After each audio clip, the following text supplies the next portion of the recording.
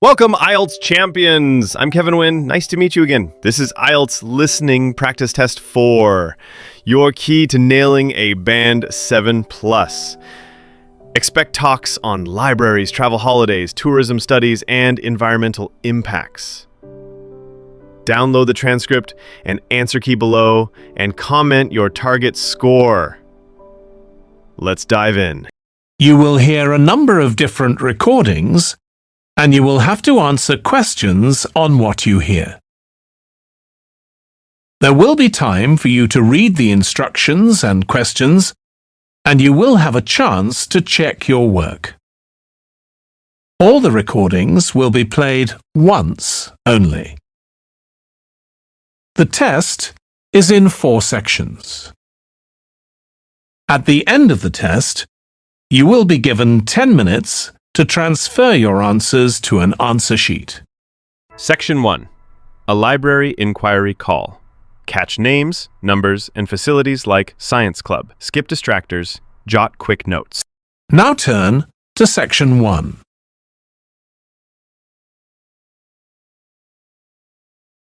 Section 1.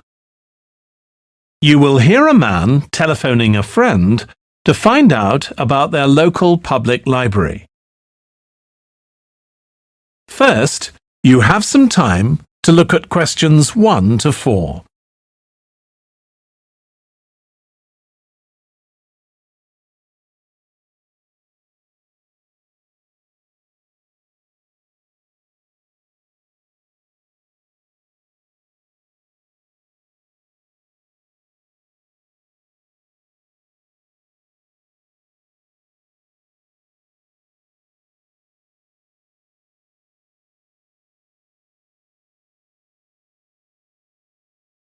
You will see that there is an example that has been done for you.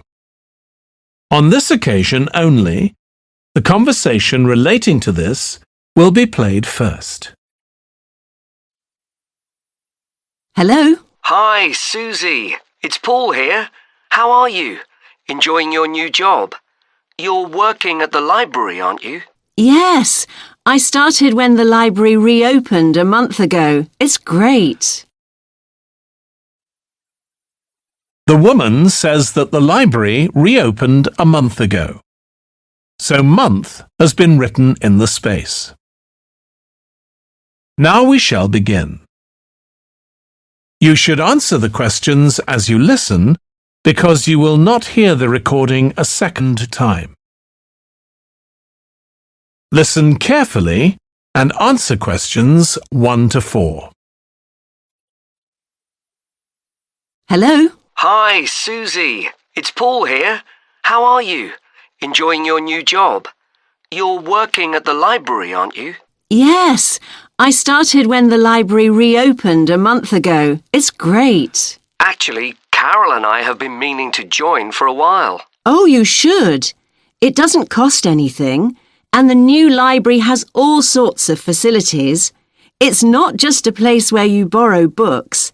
For instance, there's an area with comfortable seats where you can sit and read the magazines they have there. Some people spend the whole morning there. Wish I had that amount of time to spend. Yes, you must be pretty busy at present, with the children and everything. We are, yes. But we're hoping to get away this summer. We're thinking of going to Greece.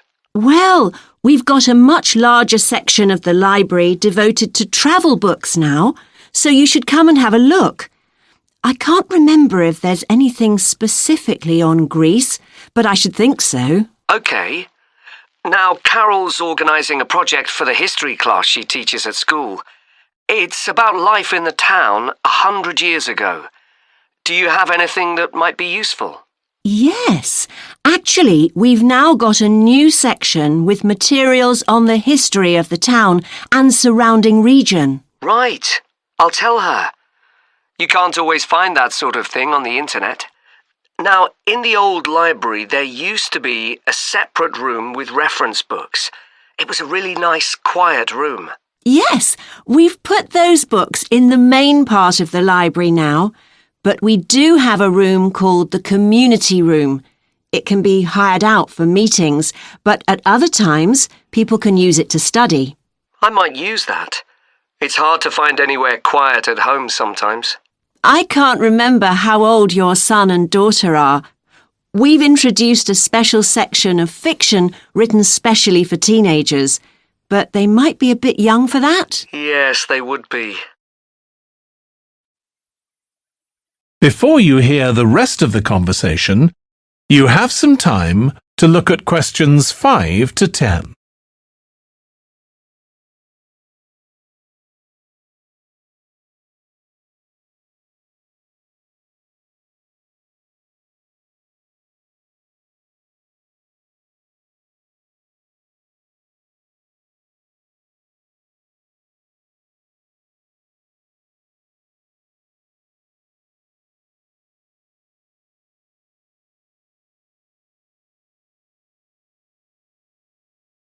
Now listen and answer questions 5 to 10. Well, we do have lots of activities for younger children. Yes? For example, we have a science club. At the next meeting, they're going to be doing experiments with stuff that everyone has in the kitchen, sugar and flour and so on. They might be interested, yes. And we have a competition for children called Reading Challenge. That doesn't begin until after the end of term.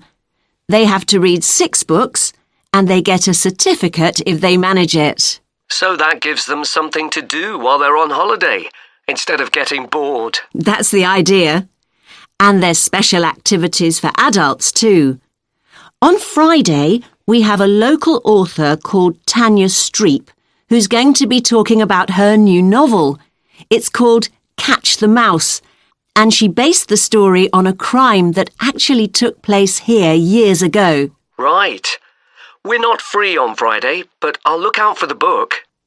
Now, this probably isn't for you, but we do have IT support available for members. We get quite a few older people coming along who are wanting to get up to speed with computer technology. It's on Tuesday mornings.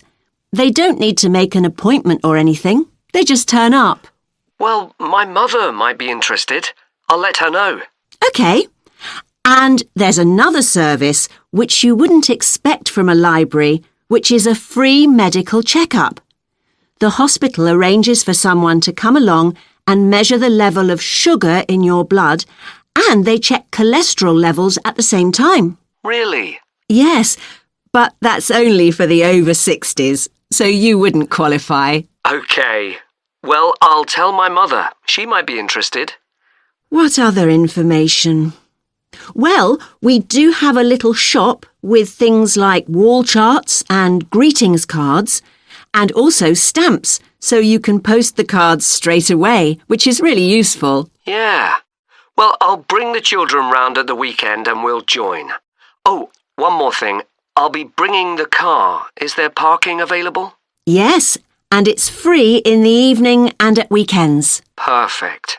Well, thanks, Susie. See you soon. That is the end of section 1. You now have half a minute to check your answers.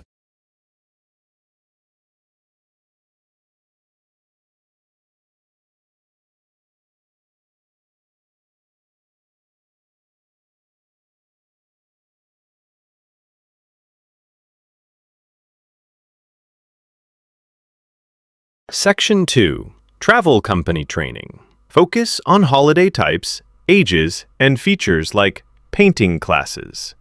Ignore off-topic details, predict answers. Now turn to section 2.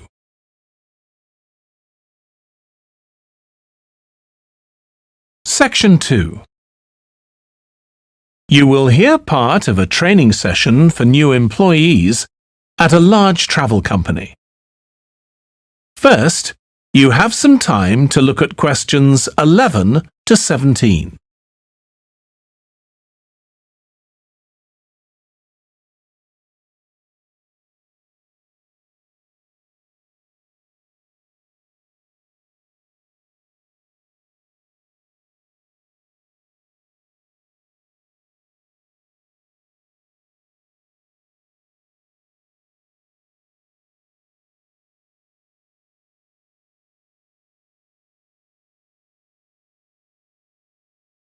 Now listen carefully and answer questions 11 to 17.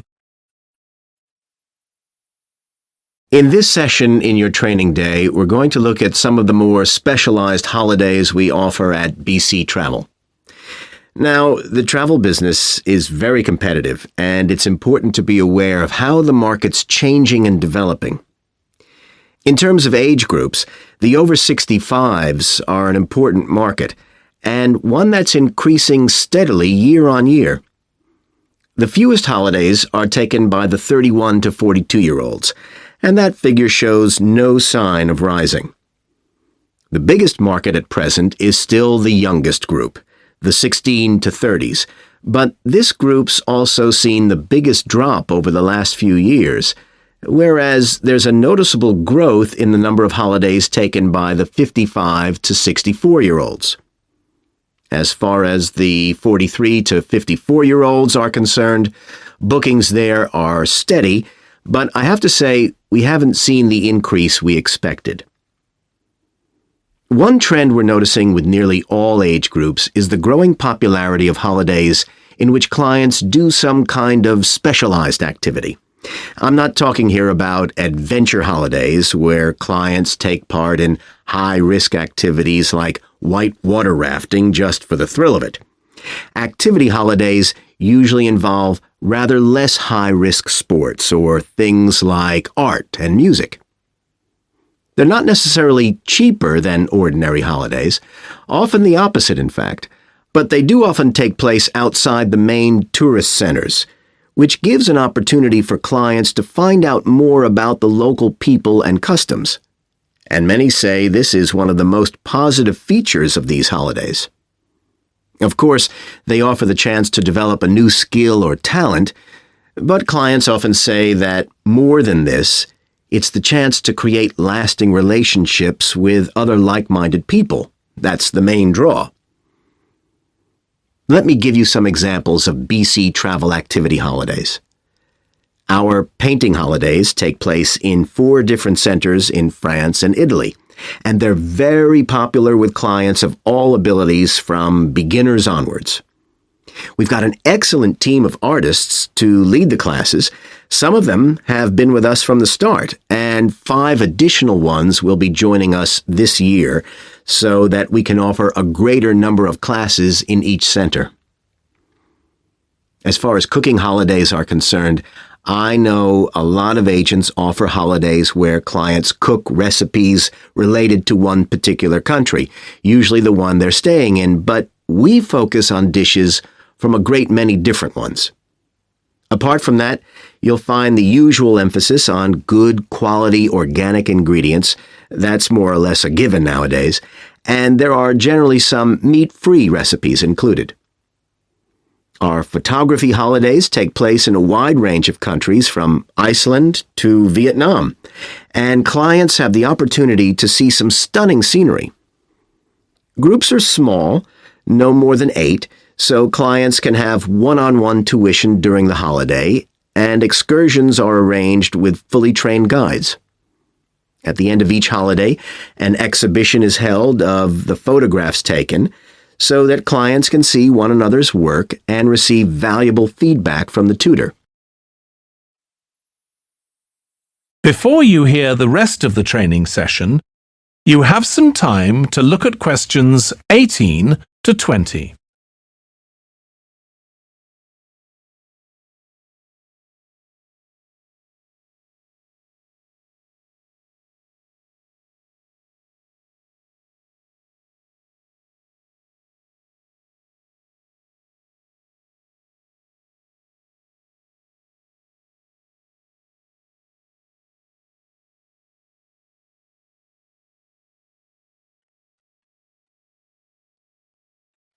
Now listen and answer questions 18 to 20. Finally, let me tell you about our fitness holidays. In Ireland and Italy, we run one-week general fitness classes for all ages and levels of fitness. Clients start the course with a consultation with a trainer, and together they draw up an individual program. As well as improving general fitness, clients find that they end up losing much of the stress they've built up in their daily lives. In Greece, we have a 2-week holiday for clients who want to do something about their weight. This has all the features you'd expect, like a personalized diet program, but one of its most popular features is that the exercise classes are all held on the beach. People say it's far preferable to being in a gym. Finally, we offer several holidays in Morocco. One very popular one is the mountain biking holiday. Bikes are provided, and there are different routes according to people's ability. We offer one which is tailored to the needs of families, which is particularly popular. Okay, so that's about all the time I have today, so thank you very much. That is the end of section 2. You now have half a minute to check your answers.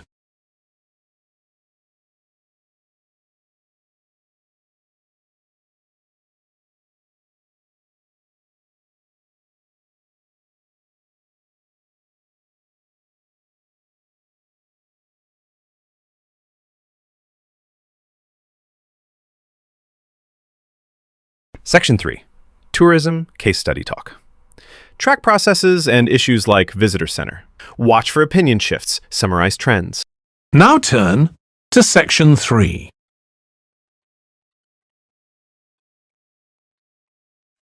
Section 3.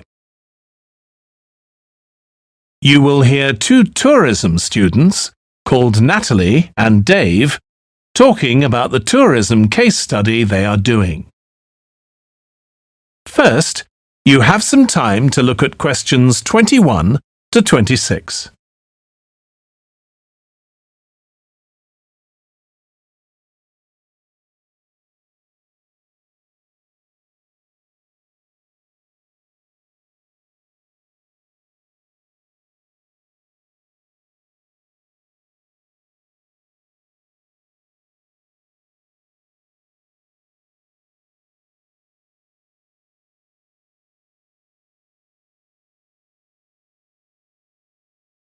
Now listen carefully and answer questions 21 to 26.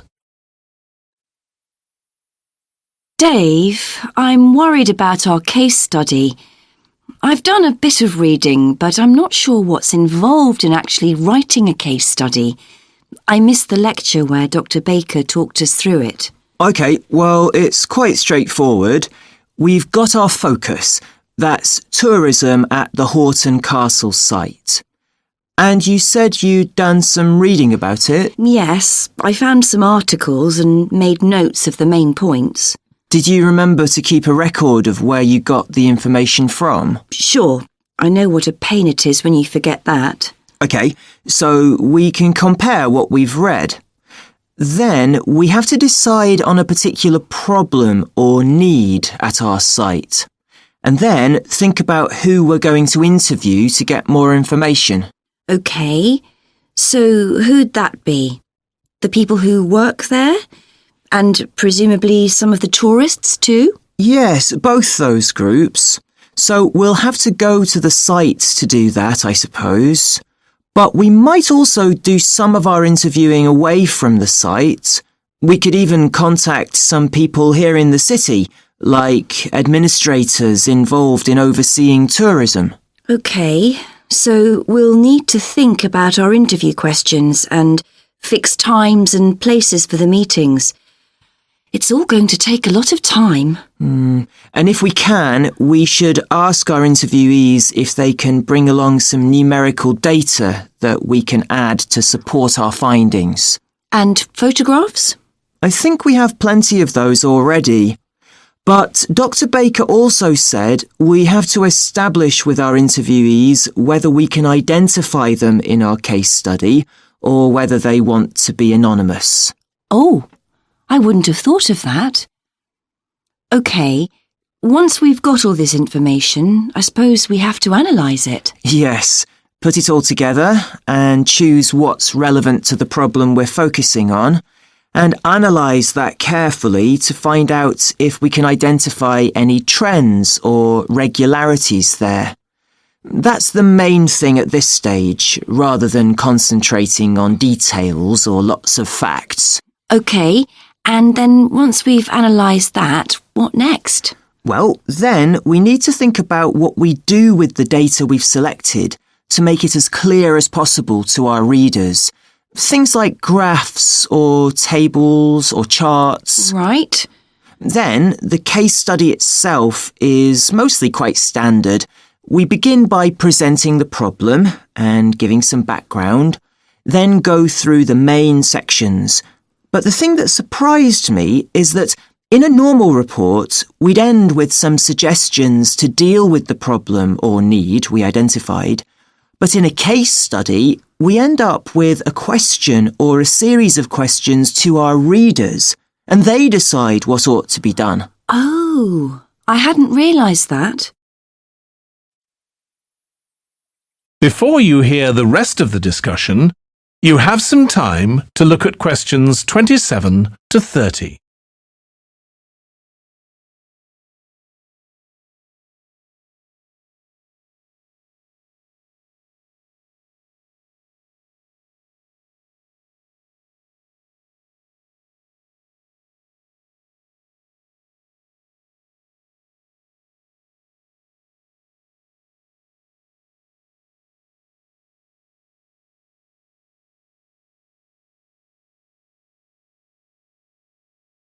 Now listen and answer questions 27 to 30. So, basically, the problem we're addressing in our case study of the Horton Castle site is why so few tourists are visiting it. And we'll find out more from our interviews, but I did find one report on the internet that suggested that one reason might be because, as far as transport goes, access is difficult. I read that too, but that report was actually written 10 years ago when the road there was really bad, but that's been improved now.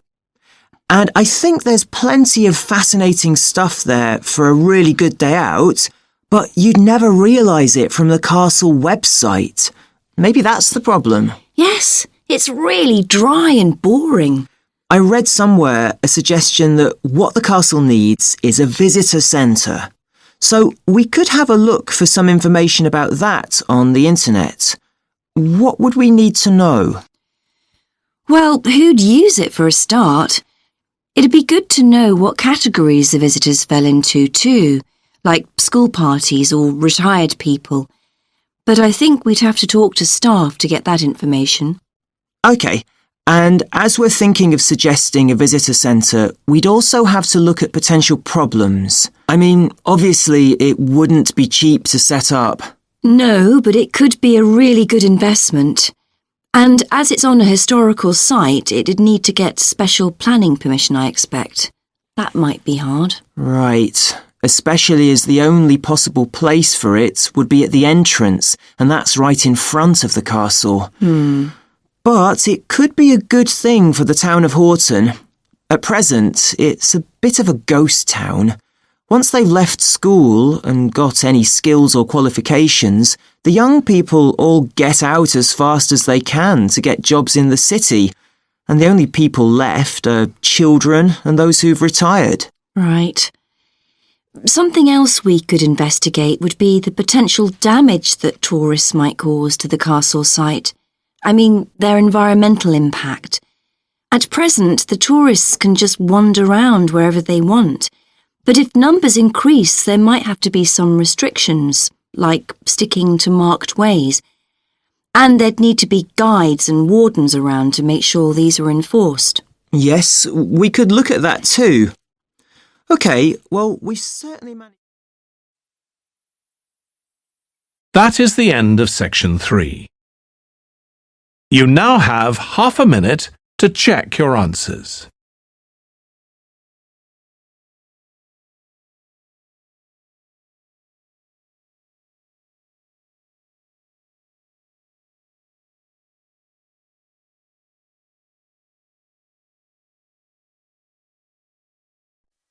Section 4. Lecture on birds and Mercury. Note facts like song learning or food chain. Focus on causes. Avoid technical traps. Now turn to Section 4.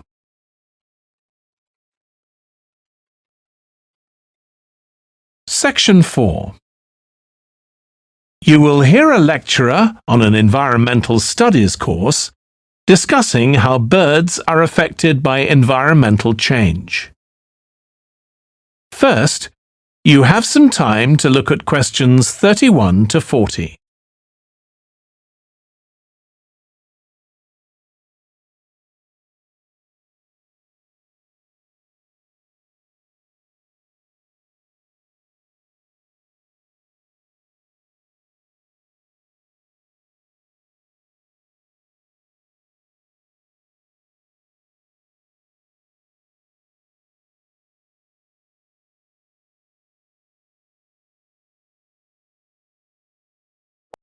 Now listen carefully and answer questions 31 to 40. OK, so we've been looking at how man-made changes in our environment can affect wildlife. Now, I'll discuss a particular example. Let's take a look at mercury. Mercury's one of the 120 or so elements that make up all matter, and it has the symbol Hg. It's a shiny, silvery substance. You may have seen it in old-fashioned thermometers, but it's not used much for domestic purposes now because it's highly toxic. But the problem is that the amount of mercury in the environment's increasing. The main reason for this is the power plants used to produce electricity. The main source of energy that most of them use is still coal, and when it's burned, it releases mercury into the atmosphere. Some of this gets deposited into lakes and rivers, and if it's ingested by a fish, it's not excreted. It stays in the fish's body, and it enters the food chain. So, it's been known for some time that birds which eat fish may be affected. But what wasn't known until quite recently is that those that eat insects can also be affected. So, a woman called Claire Varian Ramos is doing some research on how this is affecting birds. And rather than looking at how many birds are actually killed by mercury poisoning, she's looking for more subtle sub-effects. And these may be to do with the behaviour of the birds, or with the effect of mercury on the way their brain works, so whether it leads to problems with memory, for example. And she's particularly focusing on the effects of mercury on bird song. Now, the process of song learning happens at a particular stage in the bird's development, and what you may not know is that a young bird seems to acquire this skill by listening to the songs produced by its father, rather than by any other bird. And Varian Ramos has already found in her research that if young male birds are exposed to mercury, if they eat food contaminated with mercury, then the songs they produce aren't as complex as those produced by other birds. So, quite low-level exposure to mercury is likely to have an impact on male birds in a natural situation because it can mean that they're less attractive to female birds, and so it can affect their chances of reproduction.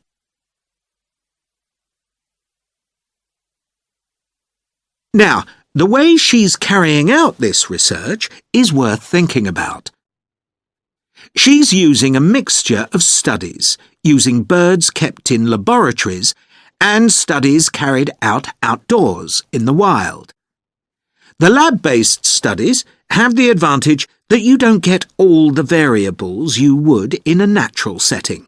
So, the experimenter has a much higher level of control, and that means they can be more confident about their results in some ways. And of course, they don't have to worry about going out and finding the birds in order to observe them. So, what are the implications here for humans? Well, because many birds are migratory, they may be transporting mercury far from contaminated sites. For example, it's been found that ducks who'd been feeding at a contaminated site were later shot by hunters over 1,000 kilometres away and presumably eaten. But these birds likely had mercury levels high enough to warrant concern for human consumption. In addition, going back to song learning by birds, we saw that this may be affected by mercury contamination. Well, we also know that in humans, mercury causes developmental delays in the acquisition of language, and in fact this process is very similar in the brain regions it involves, and even the genes that are involved. But mercury contamination has other important implications for humans as well. It's now known that an unborn child can be affected if the food eaten by its mother contains high levels of mercury, and these effects can be quite substantial. In the end, it comes down to whether more value is placed on human economic well-being or environmental well-being. It's true there are new regulations for mercury emissions from power plants, but these will need billions of dollars to implement and increase costs for everyone. Some argue that's too much to pay to protect wildlife. But as we've seen, the issues go beyond that, and I think it's an issue we need to consider very carefully. That is the end of section 4. You now have half a minute to check your answers.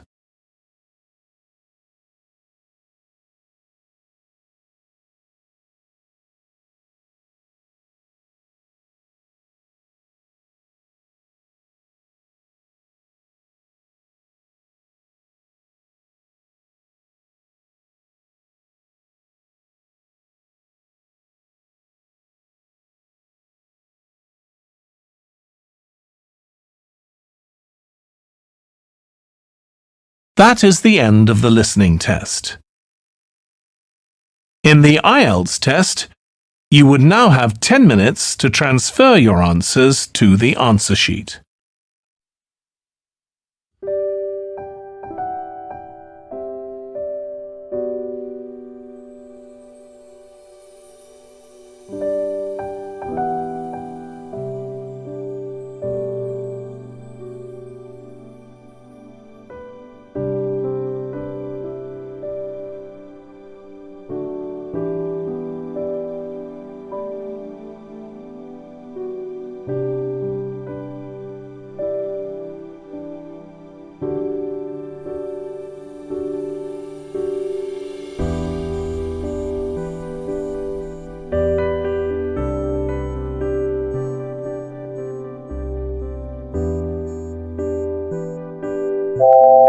You've conquered Test 4! Share your score and toughest section below. Grab the transcript and key from the description. Subscribe for more IELTS tips. See you next time!